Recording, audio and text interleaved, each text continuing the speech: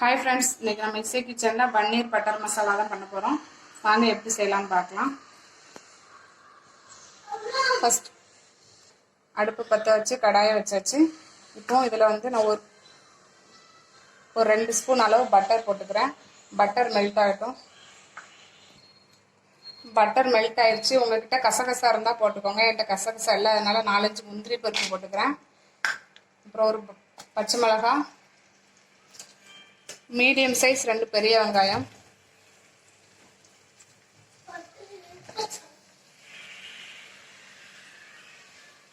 போட்டு இந்த பட்டரில் நல்லா ஃப்ரை பண்ணிக்கோங்க ஆனியனை.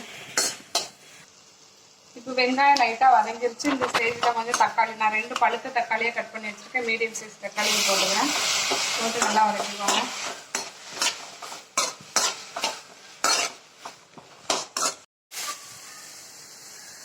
தக்காளியும் வெங்காயமும் ஓரளவுக்கு வதங்கிருச்சு. இப்போ இதை எடுத்து பேஸ்ட் மாதிரி அரைச்சிட்டு வந்துக்கலாம்.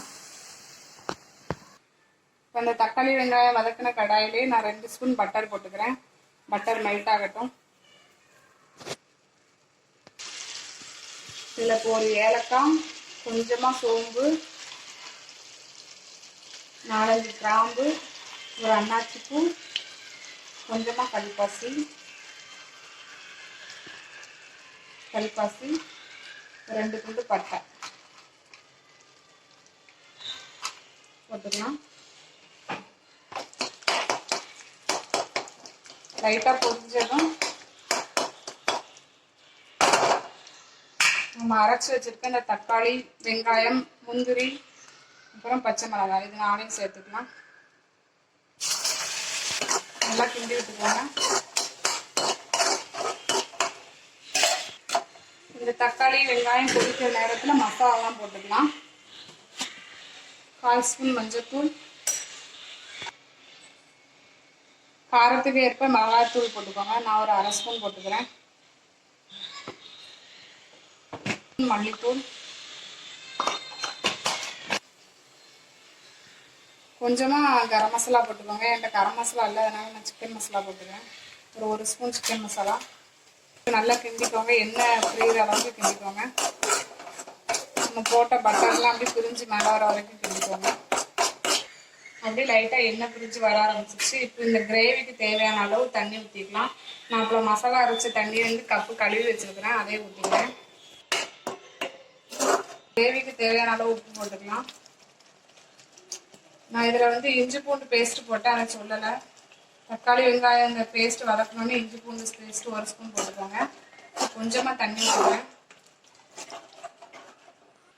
மூடி போட்டு ஒரு 10 நிமிஷம் நல்லா கொதிக்கட்டும். கொதிச்சதுக்கப்புறம் மசாலாவோட பச்சை வாசனை போனதுக்கப்புறம் நம்ம பன்னீர் போட்டுக்கலாம். அங்கே கிரேவி கொதிக்கிற நேரத்தில் நம்ம வந்து வெந்தயக்கீரை பறிச்சுக்கலாம். கஸ்தூரி மேத்தி தான் போடணும், காஞ்ச வெந்தயக்கீரை என்கிட்ட வந்து அது இல்லை, அதனால நான் ஃப்ரெஷ்ஷாகவே வெந்தயக்கீரை போட்டுக்கிறேன். கொஞ்சமாக நம்ம பறிச்சுக்கலாம். இது எங்கள் வீட்டு தோட்டத்தில் உள்ளது. கொஞ்சமாக பிடிங்கிக்கலாம்.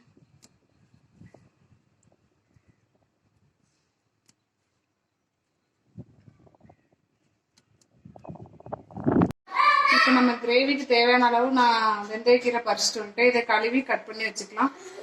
குழம்பு கிரேவி இறக்கும் போது நம்ம கடைசியாக போட்டுக்கலாம். இப்போ கிரேவி நல்லா எண்ணெய் பிரிஞ்சு வந்துருச்சு. இந்த ஸ்டேஜில் நான் வந்து 200 கிராம் பன்னீர் வாங்கி வச்சுருக்கேன், அதை போட்டுக்கலாம். பன்னீர் வந்து ரொம்ப நேரம் வேகக்கூடாது, ரப்பர் மாதிரி ஆயிரும். ஒரு 5 நிமிஷம் இதானாலே போதும். பன்னீரெல்லாம் போட்டாச்சு. இப்போ லைட்டாக கிண்டி விட்டுக்கலாம். 1/4 கிலோ பன்னீர் நான் கொஞ்சமாக எடுத்து வச்சுருக்கிறேன். அதான் ஒரு 200 கிராம் கொஞ்சமாக தான் போட்டுருக்கேன். இப்போ நல்லா இது கொதிக்கட்டும்.